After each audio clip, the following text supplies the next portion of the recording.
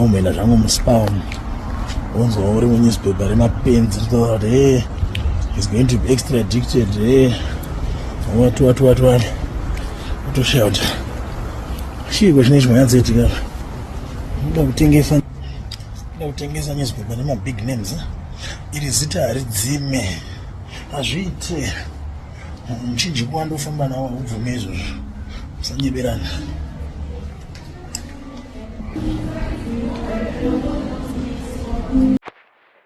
Masquera say Zimbabwe, welcome to our channel Zim Confessions and Deep Secrets. Kana kariki kutanka ukuya paninu channel, please don't forget to subscribe. Kana uchingwagara uka subscribe, don't forget to comment and share this video. Nasi Zimbabwe takuigirai nyabulitswa na Wicknell Chivayo uyo abuda achirivila ma whereabouts ake muri Zimbabwe apo arikunzi he's dodging ma interrogations here Zimbabwe Anti-Corruption Commission.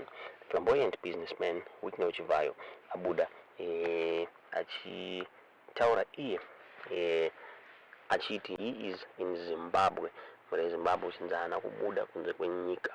Ndifunga last week the Zimbabwe Anti-Corruption Commission yakasamuna Chivayo and his alleged business associates Mike Muhombe and Moses Mpofu. The Zimbabwe Anti-Corruption Commission chairperson Mike Oreza vakabuda vachitaura ivo vachiti vatatu ava vasati vazipresenta for questioning and vakapiwa warning chinzi pachaita ma consequences if they continue to evade the commission. Mareports akabuda aisuggest yao achete Mike Muhombe na Moses Mpofu vanga vari kuChina. Funga their lawyers vakabuda vachiconfirm their absence in the country. Vachitaura ivo vachiti they will appear before the Zimbabwe Anti-Corruption Commission kana vachinge vadzoka. Chivhayo zvakare aitaurwa achinzi he was abroad. Vachitaura kuti he was in South Africa. My whereabouts ake my activities ake anga ari unclear. Asi Chivhayo kabuda achirevela his whereabouts and activities achireact to a Daily News report iyo yakabuda story iyo ichiti he is facing potential extradition. Chivhayo yakabuda on his Instagram story achitaura achiti he is in Zimbabwe. Since nguva yese he was in Zimbabwe and akaspenda Friday yake ari kuchurch muri Zimbabwe. Kabuda achitaura achiti ma newspapers ari kushandisa zita rake kuti awanikwa achitengwa muri Zimbabwe. Kabuda achiti madzibaba vakaswera pamasowe nezuro iri zita hombe munorida nai, iri zita hombe munorida nai rinotengesa bepa. Ndozvakabuda zvitaurwa na Wicknell Chivayo muri Zimbabwe achiconfirma kuti he is in Zimbabwe. Zvakashamisa vanhu vazhinji kuti why asati azipresenta to ZACC muri Zimbabwe. Kutaura kwatiri kuita the account yaZACC yakahekwa neheka uyaishandisa the username rekuti mhepo yenyika.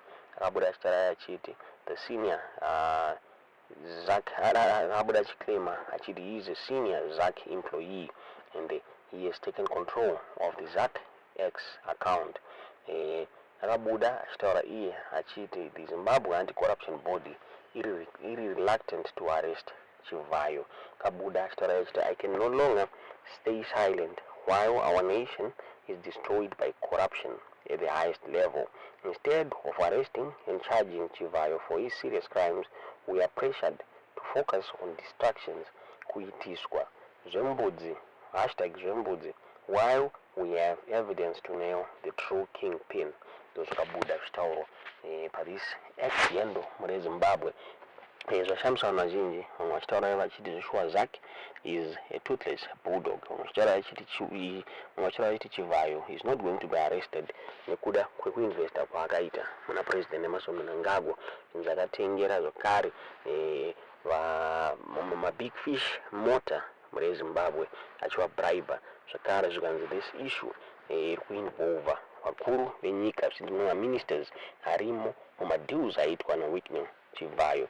Kwatiri kuita Mike Muhombe na Moses Mpofu vari kunzi they are going to appear before ZACC muzuva ranhasi runzi they are back from China reZimbabwe. Newsworks yaburitsa nyaya iyi vachitaura ivo vachiti Newsworks yabuda vachitaura vachiti Chimombe Mpofu to appear at ZACC. Vaendera mberi vachiti two local businessmen, Mike Chimombe and Moses Mpofu, implicated in the Zimbabwe Electoral Commission dodgy elections tenders, will this morning present themselves to the Zimbabwe Anti-Corruption Commission for investigatory interviews over the polls deal. Chimombe and Mpofu will appear before ZACC at 8:30 a.m. The two returned from a business trip in China on Thursday and have been in Harare awaiting the process. Their lawyers wrote to ZACC last week saying they were away and would present themselves once they return home from overseas.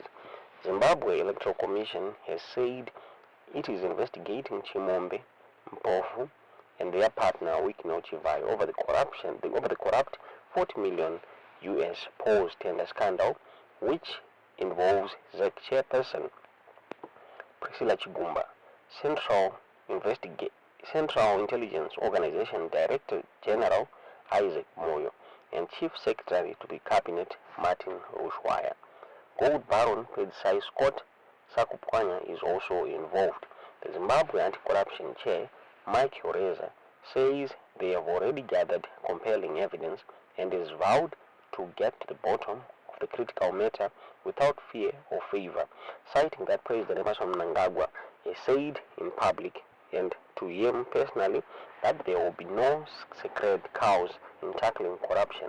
Most of the suspects are close to Mnangagwa, raising some questions over the Zimbabwe Anti-Corruption Commission, over whether Zimbabwe Anti-Corruption Commission will have the stamina to deal with them decisively.